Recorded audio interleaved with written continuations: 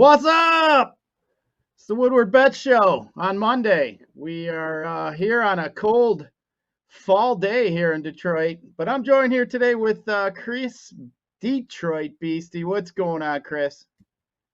That is me. Yeah. Thank you for having me. It is cold. I just ran a couple errands, nothing crazy. And fall is in the air. It's wet. There's leaves everywhere. It's a little crispy in the morning. It's right up my alley. I mean, you lived my whole life in Michigan, and that's what you get. Fall is cold. Winter, you get snow, ice, and some sort of rain. So you learn to adapt here. And I love the fall, and I even love the winter here in Michigan. So I'm here for it, let's say, Scott. Yeah, I guess it could be worse. It could be snowing. We could have, 6, 7, 8 inches of snow on top of ice and everything else. So, but we know the worst is yet to come here in the next few months. But either way, it's always fun. It is cool to live in a state with 4 different seasons, though. So, there's so much different things you can do. But I will laugh, though. I do say, though, as far as gambling wise, my uncle lives down in Florida, and he'd always say, man, if somebody came down there, old Skipper came down there from Michigan and wanted to play cards, he knew better. It was like all you Michigan folks know how to play cards, all the silly games, the rummies, the tonk, the euchre. We know what's up. We know how to play all those games. But good time. Well, here, Scott, definitely coming. Here's my thing, though. So after college at Oakland University, after my undergraduate degree, before I went back to school, I was plowing snow and salting the roads and doing all that stuff for almost 10 years. So now I feel like a kid again. I haven't salted or plowed in probably 5 or 6 years. So now I have a newfound appreciation for the snow, because anytime there's a little dusting or there's ice rain, I would be like, damn it, man, I got to get up at 1 a.m. I'm up all night salting and plowing. It was miserable. So now I don't care. It snows, it sleets, it doesn't matter. I'm going to be at home comfy in my bed. So I have a new appreciation for nasty, snowy weather. Yeah, I don't mind getting out there in the snow with the snowblower. I got one of them big badass Toro snowblowers, and I go up and down. Auger. I got a few elderly people that live close to me, so I always go about 4 or 5 houses down each way. Usually, at least to get everybody. Some of the older ladies, I do their driveway too, and they send down them chocolate chip cookies. You can't complain about that though, Chris. But no, hey, yesterday, Chris, on the show, NFL show, Beer and I were 4-2-1 on our best bets yesterday. We were looking at a good 5-1 coming in, but them pesky New Orleans Saints had to score a late touchdown to kind of get that one. Then it became 2, and obviously the spread was 2.5, so we just barely missed out on going 5-1-1. I had to push there. I pushed on the under of the first half, under 20 in that Lions game. But man, Chris, the Lions, I mean, hey, they go into Pittsburgh, they tie. If they were like a decent team, and maybe 500 people would say, they went in Pittsburgh tied, they had a chance to win, blah blah blah. But when you're trying to get your first win, and then your field goal kicker kicks it like he's like 10 years old, I mean, that was ridiculous. Now, I always have said I can kick a field goal. Now, I'm telling you, I don't know if I could make a 48-yarder, but I could have gave a definitely better effort than that dude. But damn, what'd you think of that mess? As you were talking, I'm starting to think, here in Detroit, in terms of the Lions, we've never really had nice things. Obviously, Barry came through, Calvin Johnson, and Stafford was a bright spot during the time he was here. But one thing you can say about the Lions is we've been spoiled in terms of good kickers. Jason Hanson, Matt Prater, these guys were studs. And now Prater is, I believe he's with Arizona now. And that's a lock with Prater, 50-plus yards at the end of the game in overtime. You could always count on and trust Jason Hanson. You can count on and trust Matt Prater. And this guy, I seriously don't even know his last name. And I'm going to be honest here. Hopefully you or anybody there at Woodward Sports, whoever's behind the glass here, don't crucify me for this. But I sent out a tweet. Honestly, Scott, I didn't watch a moment of the Lions game yesterday, and rightfully so. Thank God. It looked awful. It was bad news. I watched some highlights when I got in bed at like 6 o'clock last night to rest, and that's another story here. But I didn't watch a moment of the Lions game because we saw it coming. I honestly thought Lions were going to lose big. And to be honest, this is even worse because if they were getting blown out, right, people would tune out at halftime and you're good to go. In an overtime game like this where they were projected to lose, everybody gets so emotionally invested, and then we got to go through overtime and watch this nonsense. So it just jam the knife in harder and deeper here with the Lions. So I'm glad I stayed away yesterday on Sunday and I used my efforts elsewhere. Got some hockey DFS in. And as I said, I ate an early dinner and I got in bed at 6 o'clock and I rested. It was a fantastic Sunday for me. And it had nothing to do with being, nerved out or upset and emotionally attached to the Lions. So maybe thinking about going down that path next Sunday too. I don't blame you, man. It was cold yesterday. I mean, you go outside, you had like a chill to you. It was cold. I actually took a couple showers, just to hop in there and get in that warm water because I couldn't shake that little chill off. I can't stand when that happens. But Chris, let's talk about golf for a second. I know we had the little screenshot here, but damn, man. I mean, look at this shit. 14 of 25 for 114 yards, sacked 4 times. I mean, I get it. He looked hurt, man. He looked like he put all he had into this one throw, and it went like 20 yards. And I was thinking, what is he about to do? Fire down all the way down the field? And I mean, it was unreal. But I get it. I think he's hurt. He toughed it out. Good for him. But I mean, what does that say about our backup? I mean, if the guy can't even, the coaching staff knows he can't even throw it 20 yards down the field, and they don't even want to put our backup in there. I mean, I think that says quite a bit there too. But damn, man, that was awful. What do you think about that performance there? Well, I did this morning. I woke up, I had my coffee, and I kind of wake up and I catch up on news. And I did watch Dan Campbell's press conference from yesterday this morning. And to me, it sounds more like Dan Campbell and this coaching staff, they're starting to lose some people. Now, I don't want to say they're starting to lose the locker room, but the air is out of the bag in terms of the fans and the people across the board that broadcast and do this stuff. They're starting to lose faith in Dan Campbell because he wants to make Jared Goff a thing here. I mean, it would have been easy peasy to put in David Blau in the second half or easy peasy to put in David Blau in the fourth quarter and just see what we get. I mean, in this case, again, anything would have been better than Goff in the fourth quarter. And as we know, it ended in a tie. So the fourth quarter and even overtime was pretty close. They were going back and forth. They were, in fact, tied at the end of the game here. So what do you have to lose in a situation like that when you're 0-8 and you're in Pittsburgh? I mean, it's like David versus Goliath here in a way. I'm sick of always talking that way about the Lions. They're always, the odd man out. They're always like little and tiny and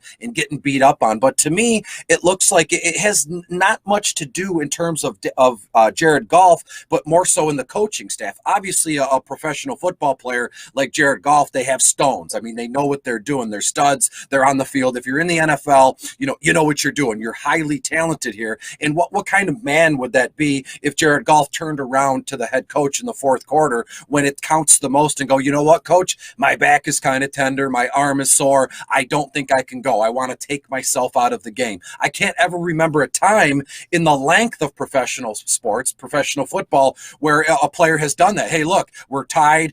My team needs me, but I just not feeling good right now. I need you to take me out of the game. So therefore, it's up to the head coach and his the mentors there and the assistant coaches to go, hey, look, that's what they do. They have a network of folks that Dan Campbell can lean on and give advice to and bounce ideas from. I think somebody should have stepped in and said, hey, coach, I know I'm an assistant coach, or I know something along those lines. We need to get David Blau in there. Jared Goff is hurting. He's not playing well. He looks bad. We'll revisit it during this week in practice. But right now, in the fourth quarter, when we need some points, we need to put David Blau in, and it just didn't happen. So to me, it's like a mismanagement of sorts with Dan Campbell, and it goes all the way down the line with Deuce and Anthony Lynn, which I also heard Dan Campbell took away play calling from Lynn, and it was Dan calling the plays at the tail end of this game. So again, it's just one of those instances where they have a lot to work on this coming week, which we've heard a million times. I'm so sick of that too. So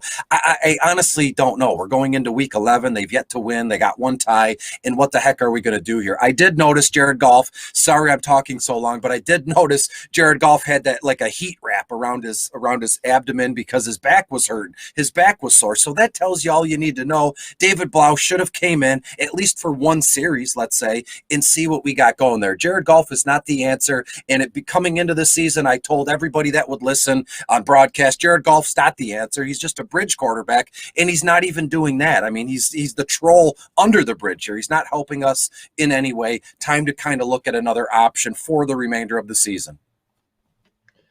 Yeah, I mean, the Lions are just a complete mess anyway. I can't put the blame on anyone or anybody, but the coach acting like he was, beside himself that he got a tie. I mean, that's ridiculous. Some of his just way he handles stuff is not rubbing people the right way. That's for sure. I can only imagine when he walks out of some of the meetings that those players got to just be cracking up. But either way, that's I mean, hey, it is what it is. We'll deal with it. The Lions are the Lions, but hey, they're definitely not going 0-17 now.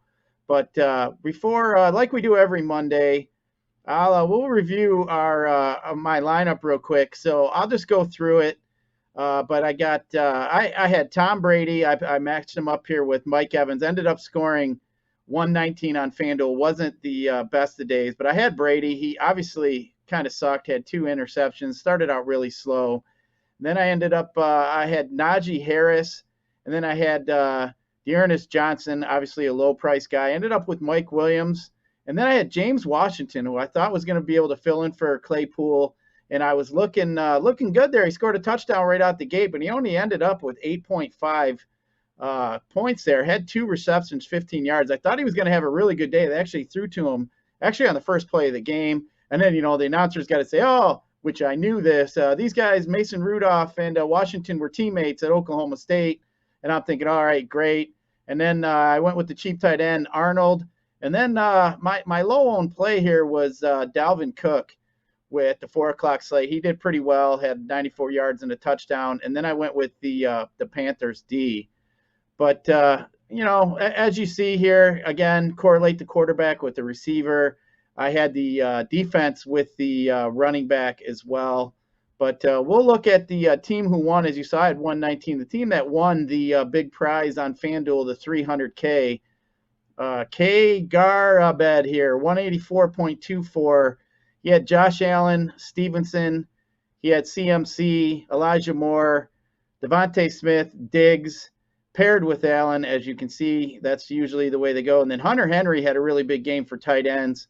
And then you had James Robinson. And then the big one you had to have was the Cowboys defense. Ended up with 23 points, which is if you want to call it a slate breaker, let's call it a slate breaker. They were only 4% owned, but to get 23 points from your defense is huge. So congratulations to him. But, I like to do this exercise here. You can kind of see how people like to build their lineups and just kind of the way it's being built, Chris. I know with playing football, it's just you got to follow the patterns what the winners are doing. I mean, obviously that's the way you get the correlation with the game here. Obviously he had Elijah Moore with the Jets, bounced it back, had 2 Buffalo players. So he had some players in the same game. And then he went with some New England players. New England's been scoring a shitload of points quietly every week. So he went with Stevenson, which was a great call, 3% owned, 25 points. Obviously with Bolden, they left him again. Like I always like to say, a lot of these guys, they leave him in their same role. You're a third down back. They generally bring in a guy to be that first back and keep them pass catching guys as the pass catching guy instead of having 2 guys out of one spot. So great call by him. CMC is always going to be CMC, really quietly, putting up 20 points here. He was only 8% owned, but as you can see, just the way he built his team, kudos to him. But it wasn't a great week for me on FanDuel there. As you saw, I did not cash, Chris, but definitely like to go over that with you guys. But, when you play DFS, though, and you play tournaments, you got to expect to have losing weeks. My mindset is if I win a third of the time, I'm doing good. That's 30%, only top 20% cash. And then you got to, you throw in a couple 5-timers, 10-timers, or hopefully get in the top of some of these tournaments, Chris. You could be good for years, 3-4 years. If you hit one, you continue to play the same amount, so I just, like I said, I like to go over all that with everybody. I know DFS isn't for everybody, but if you want to get in there, again, us guys that play quite a bit, we cannot get in anything less than $3 on FanDuel. So if you want to get in there, mix it up a little bit, look for some of them single entry contests and get in there and see if you can mix it up. But Chris, for DFS tonight, we obviously got some Monday Night Football, which we'll get to here at the end, but we got some NBA, we got some NHL. You're much better at NHL than I am. I know we got 2 games. You want to go ahead if there's anything that stands out for you as far as any kind of DFS plays or any kind of bets here. We got the Red Wings playing Columbus, going down to Columbus. Man, anytime any Michigan team can beat somebody in Columbus, it's always fun for me. But, man, only 26% of the bettors here like this. But anything here tonight you like on NHL tonight, Chris? Yeah, absolutely. And because it's such a small slate, there's only 2 games here. I do have some stat combinations I want to mention. I promise I won't keep us here all day. So if anybody out there that's watching this right now, just grab a pen and a piece of paper, and maybe we can start from there every time. On Mondays when I'm here, we can do a pen and paper little hockey segment with some folks, and we'll see what we get here. So tonight, as you said, Detroit is in Columbus, and the Islanders are in Tampa to take on the Lightning here. So in terms of on FanDuel, my 2 favorite lines for cash games and even GPPs is the Detroit 1, their first line. So you're looking at Dylan Larkin, Tyler Bertuzzi, and Lucas Raymond. And if you want to, which I'm doing, stack it with Mo Sider, their first line defenseman. First line, first power play unit. And all 4 of those guys I just mentioned for the Wings, you're getting minutes from the first line and all the first power play units. So again, 2 games. I love Detroit 1 in FanDuel cash games. For FanDuel GPPs, I love the New York Islanders first line. And if we look at that briefly, I believe it is, let me bring this up, Matthew Barzal, Anders Lee, Josh Bailey, all 3 of those boys, they skate on the first line and they skate in the first power play unit. And if you want a little defenseman to toss in, look at Adam Pelech is his name. He's only $3,500 on FanDuel. Pelech anchors the first line on the blue line, and then he's on the second power play unit. So you're getting a couple minutes on the first power play unit and the second power play unit. In terms of FanDuel DraftKings cash, I love Tampa Bay 1. How can you not like Tampa Bay on such a small slate? Braden Point, Andrej Palat, and I believe Anthony Cirelli is their second winger in that one. And then again, Victor Hedman, first line, first power play unit. Hedman, $6,600 on FanDuel, but boy, oh boy, this guy is on the ice a whole heck of a lot. Power play unit, even strength. This guy just jumps up into every play. And Tampa Bay they're defending back-to-back Stanley Cup champions for a reason. And this one is very good from a DFS perspective to me. New York Islanders at Tampa Bay. I'll wrap it up in a bow here shortly in terms of my favorite bets and the over-unders here. And then again, for the DraftKings GPPs, big time tournaments here, I love the Columbus Blue Jackets first line here, going head-to-head with Detroit's first line. It's kind of it's a growth kind of thing for Detroit and Columbus here. But look at the Blue Jackets. Cole Sillinger anchors their first line, first power play unit, first line here. And you get Jakub Voracek, I believe. Remember, he played for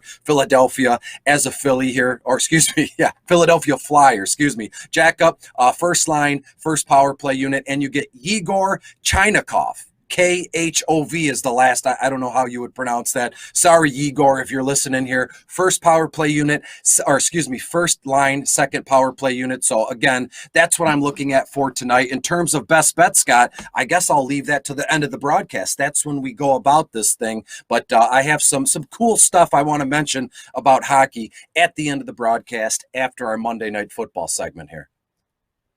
Yeah, I like it there. I was just looking while you were talking with the Red Wings in Columbus, just because obviously I like to always pick on anybody from Columbus, but Red Wings have won the last 5 out of 8 against Columbus, Chris, and the two of those times that they lost were actually in overtime. So one was a shootout, and then one actually they did score. So even in their darker days, which were behind them there, they were always hanging with Columbus. So I kind of like the Wings tonight. I'll have to, like I said, I'll be honest, I wasn't really watching them the last few years, but man, those young kids are a lot of fun to watch. I enjoy watching him. Raymond's really good. I mean, he looked like he might be a true goal scorer.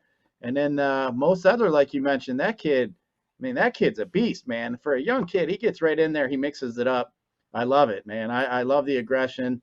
it's fun to watch. And when you're around the office there at Woodward too, Chris, man, you hear McCarty, you can just tell in his voice he's excited for the team.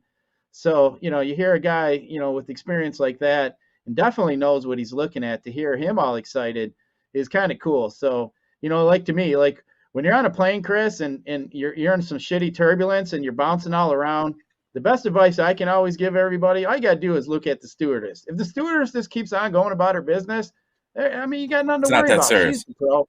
Yeah, she's the pro. But I mean, if you're bouncing around in a plane, like one time, Chris, I was coming in on a windstorm into San Diego, and the plane was doing this, and I'm telling you what, I was getting sick, and I was looking over at the stewardess, and she didn't look too happy either.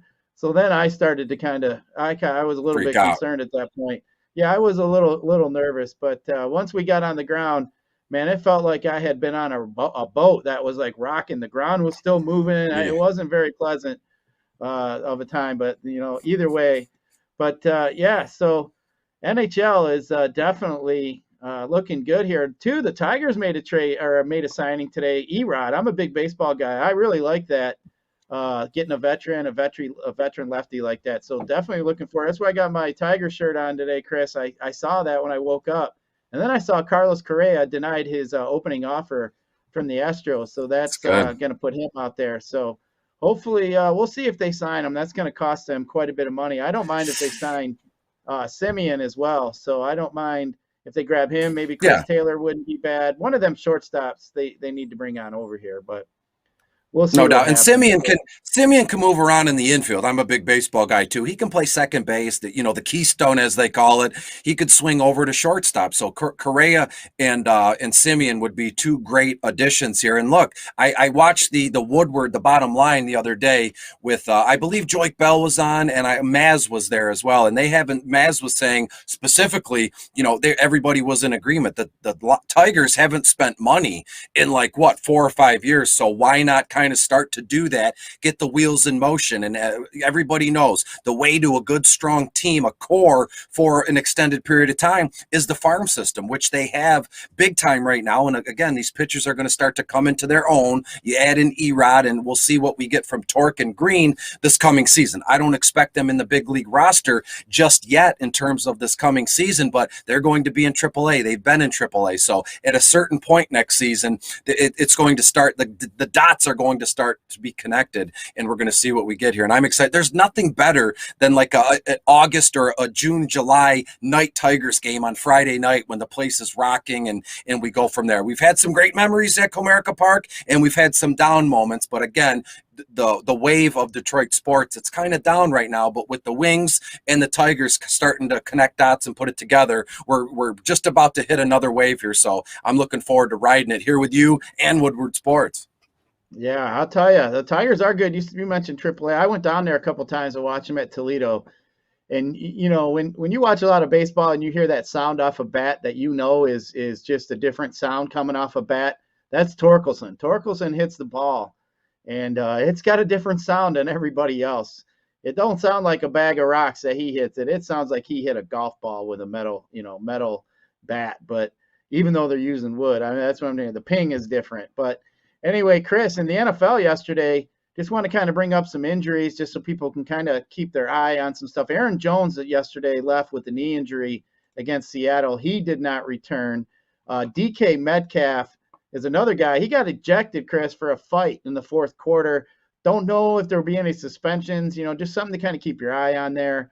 And then Baker Mayfield ended up leaving with a knee injury as well. CeeDee Lamb left with an arm contusion, did not come back. Dallas Goedert left with a head injury.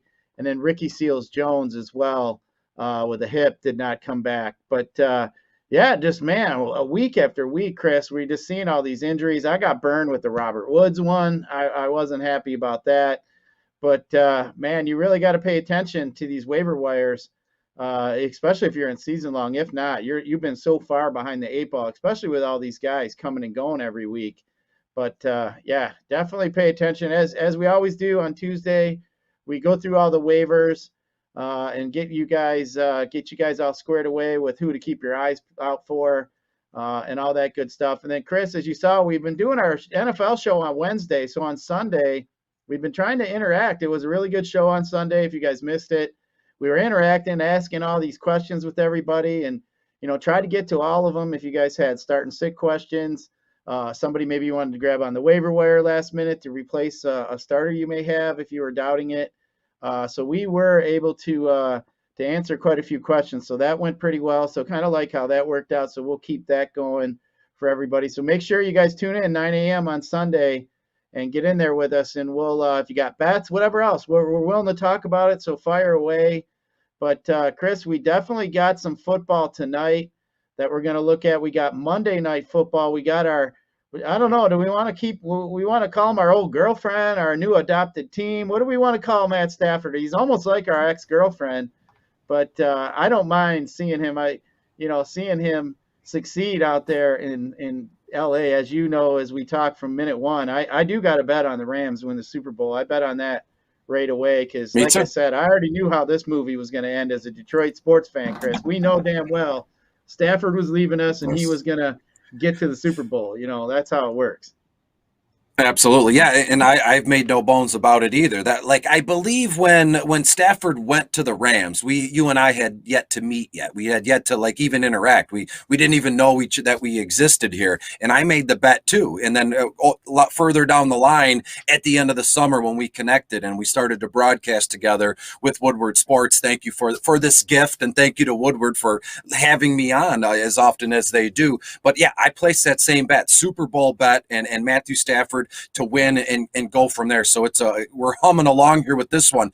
And in terms of ex-girlfriend or adopted team, I'm always going to be a Detroit Lions guy through and through, 100%. Not willing, it's not that I'm not willing. I'm just not even looking to adopt another team. But I will always follow Matthew Stafford. He was a great man. I've talked about that in length here at Woodward Sports and plenty other broadcasts where he's a good man. Him and his wife were great for the city of Detroit. So I will always wish him and Kelly and all their kids, they have like 5 girls. I wish everybody the best. He's a great man, and I hope he succeeds there in LA. But to me, tonight, specifically, this game is going to be, let's see how Odell Beckham integrates himself in terms of the team and all that. Yeah, there he goes, number 3. There he is. I didn't know he was wearing number 3 now. But again, with Robert Woods being out, that takes away something, and then you add in Odell Beckham Jr. Of the two, obviously, I would prefer Robert Woods here. But let's see how things go on the field with the little injection of Odell Beckham Jr. because we all know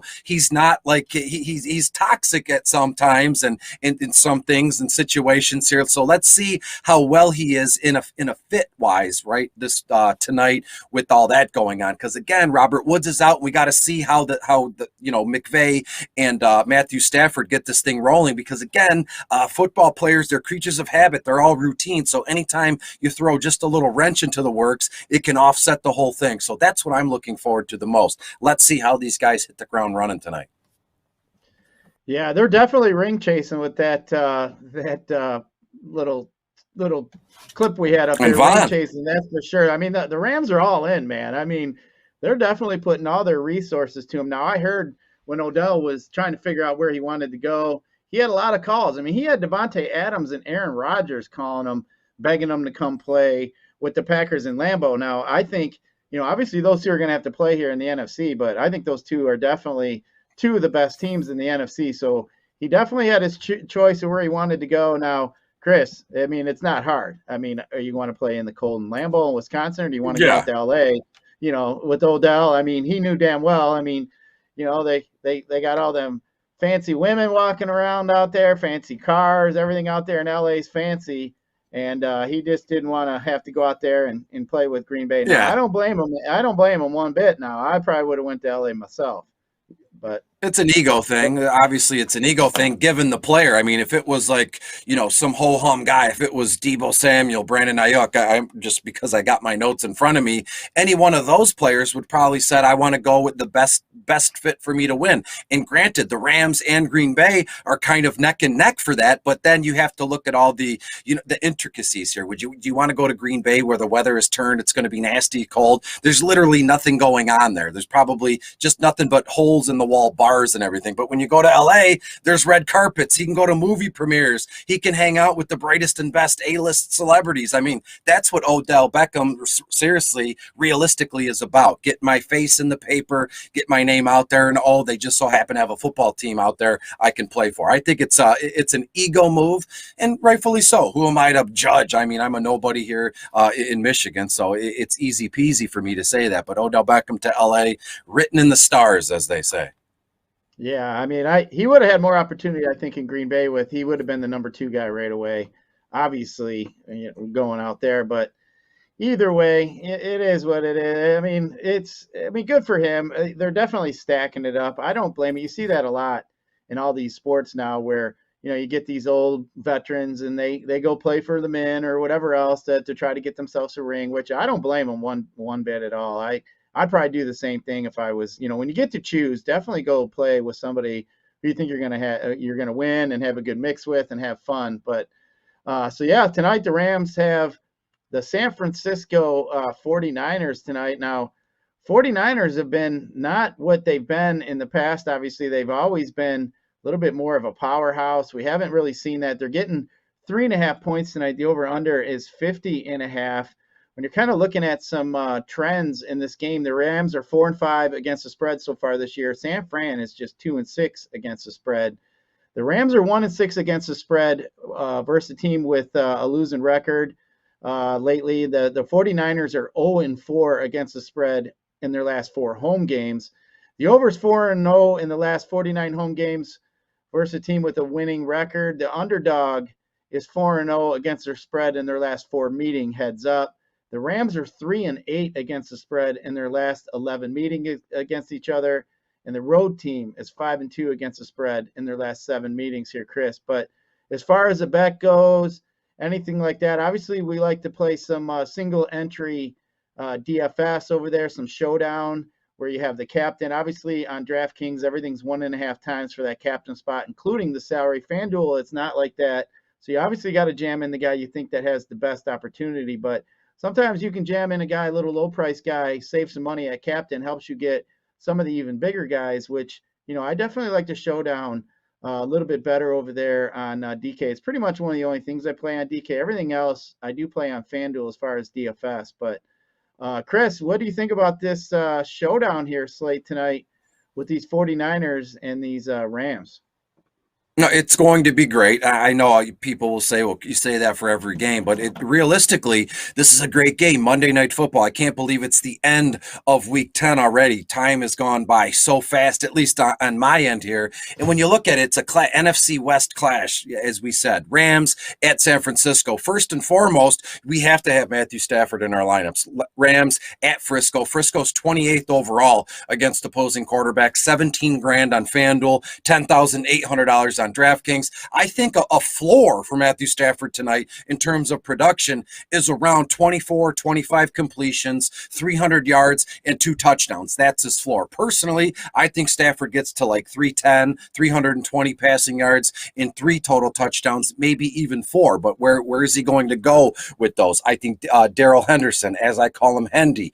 San Francisco's 22nd overall against opposing running backs. Hendy, 12 grand on FanDuel, $9,200 on DraftKings, going to be heavily involved. I look at him at almost 19 or 20 total targets and touches. You're looking at probably just over 100 total yards in this one, touchdown on the ground, and we move on. The big question mark to me is which San Francisco running back, which way are we going to go there? Obviously, it's pretty clear. You like Eli Mitchell, $11,500 on FanDuel, only $6,400 on DraftKings. I wouldn't be shocked to see Eli see 18 to 20 total carries in this one for well over 80 yards and a touchdown on the ground. And then I'm sure we'll get to the wide receivers here momentarily, but that's what I'm looking like for quarterback and running back tonight.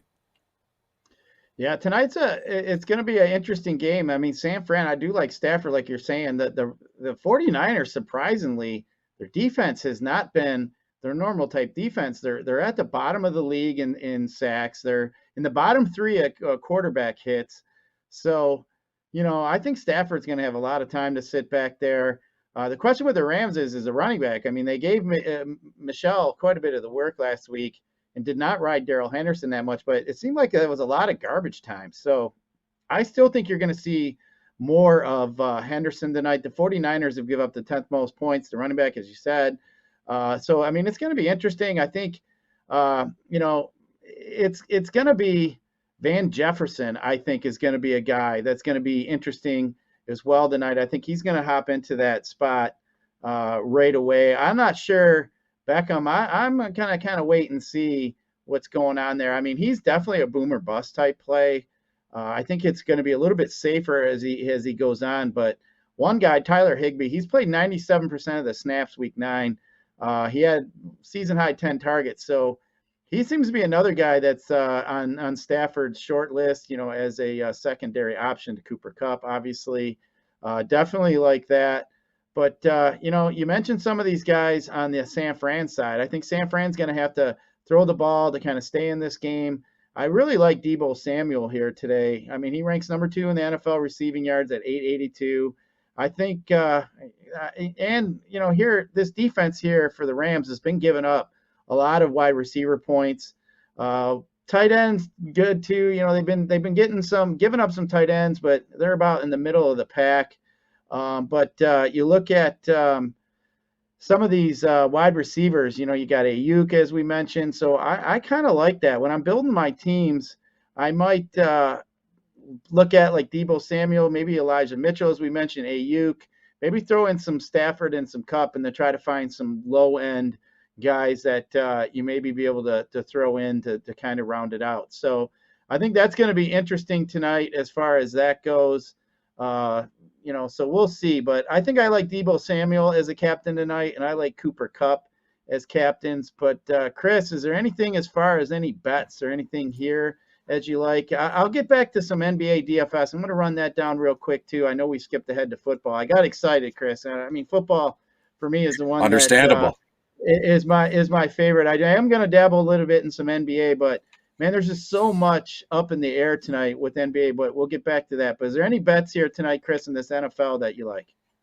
Yeah, absolutely. And briefly, I'm with you. Just kind of, go back on what you said momentarily. Of the wide receivers, Cooper Kupp, no brainer. And then I would prefer Van Jefferson and Brandon Ayuk. Brandon Ayuk is $5,500 cheaper than Deebo Samuel. I have Deebo for maybe I'm looking at probably 10, 15, maybe even 25 yards more than Ayuk, but I have Ayuk to find the end zone. That's the only difference between the two here tonight. And with the savings of $5,500 on FanDuel, you're then able to get Van Jefferson and or Eli Mitchell. In terms of a bet here, yeah, I'm all in on the Rams in this one. I believe it opened at 3.5, and it's kind of stayed there throughout here. So I'm taking the Rams minus 3.5 here. I don't feel comfortable with the over-under. Is that 50.5 points here? I have the final score if it matters. The Rams winning 28-20 in this one. So if you add that up, it's 48 total points. Over-under sitting at 50.5, and that the margin of error there,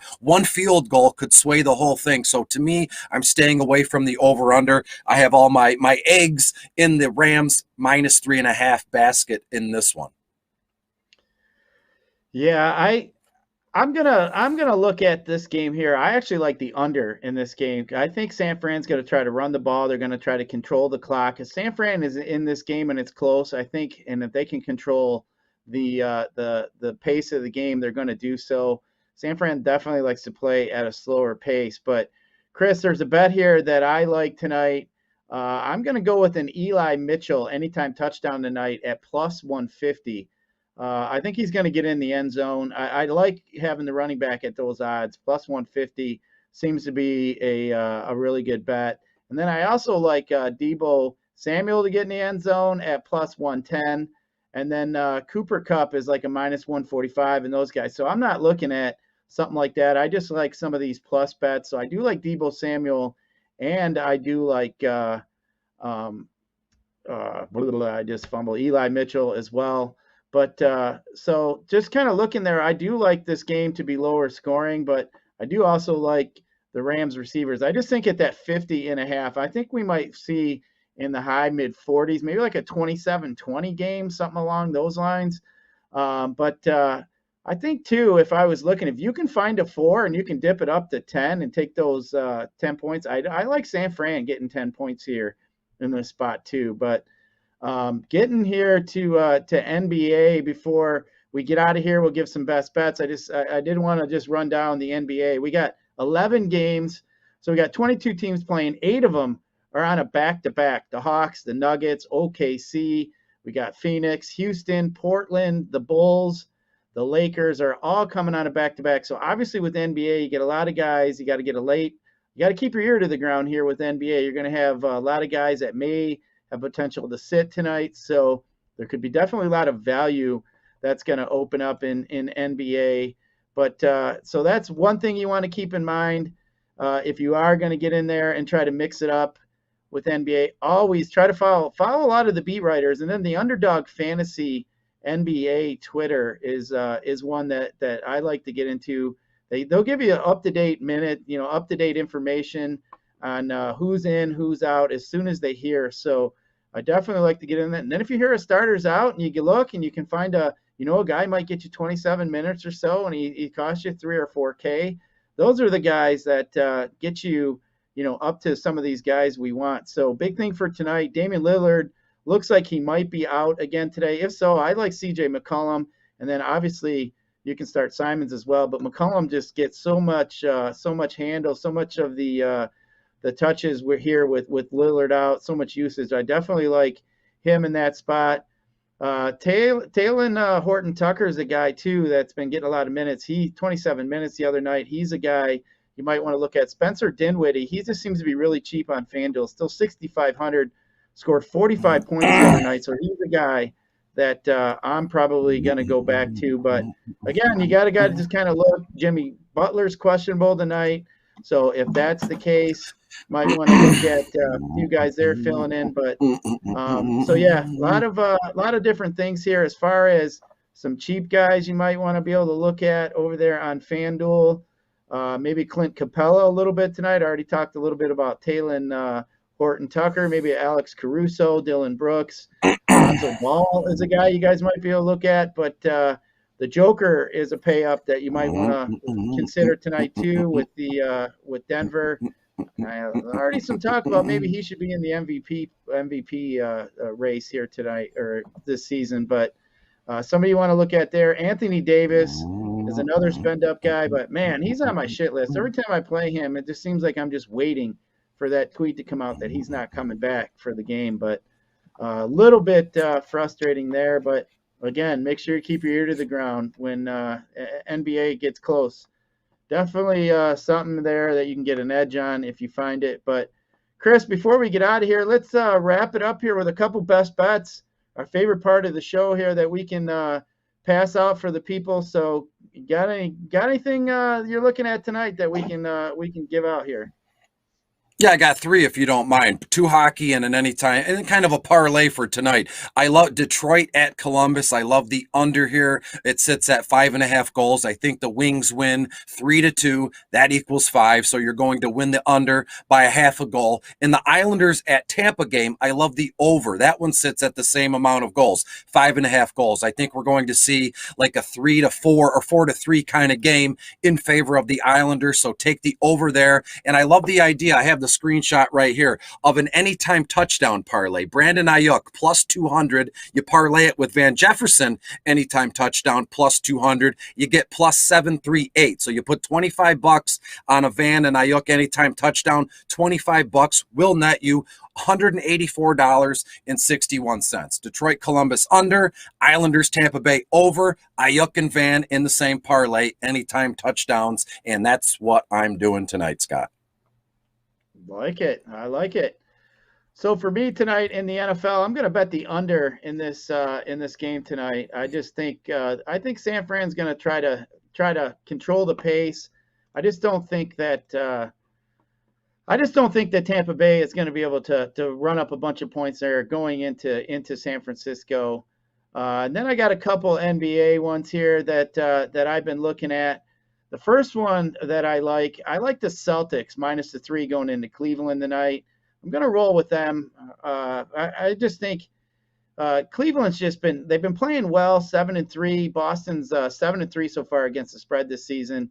I'm going to roll with them. And then one other one here that I'm going to look at is the Portland Trailblazers at home, given 2 to Toronto. I like Portland at home. Usually it's tough for these teams to travel across the country. So I'm just going to roll with Portland minus the 2. So to wrap it up, put it on a boat again, Chris. I have San Fran in the under in the football game. I have Portland minus 2 at home tonight against Toronto. And then I'm going to roll with the Celtics on the road going into Cleveland. But maybe tonight, Chris, I'll also throw up a single game parlay, maybe over there on the Bets Twitter. So get over there and follow the Woodward Bets Twitter. We'll see if I can throw one up there. I usually like to throw 4 or 5 up there on these single island games to have some fun tonight. But make sure you get over there, follow the Woodward Bets Twitter page. Maybe you get over there and follow the Woodward Sports. And then, hey, if you're watching us on YouTube, hit that subscribe button for us. Hit that like button. We definitely appreciate that. But, Chris, before we get out of here, anything you want to say before we run? No, fantastic. Thanks for having me. I wish everybody the best of luck, not only tonight, but through the rest of the week, hockey, and then we get Thursday night football. So enjoy the week, be safe, enjoy yourself, and we're on the fast track to Thanksgiving, and we all know what that means. Football, food, and beer. I know you love Modelo, so thanks for having me, and I look forward to being live with you once again later in the week, Scott. Thanks so much. Sounds good. Yep, we'll be back for sure every day as we are here on the Woodward Sports Network. Make sure you guys check us out every day at 6 on the weekends, usually at 9 a.m. For Spencer and Easy behind the glass, and for Chris, we're out of here. Good luck tonight, and hopefully we get you guys some lunch money. Talk to you guys tomorrow.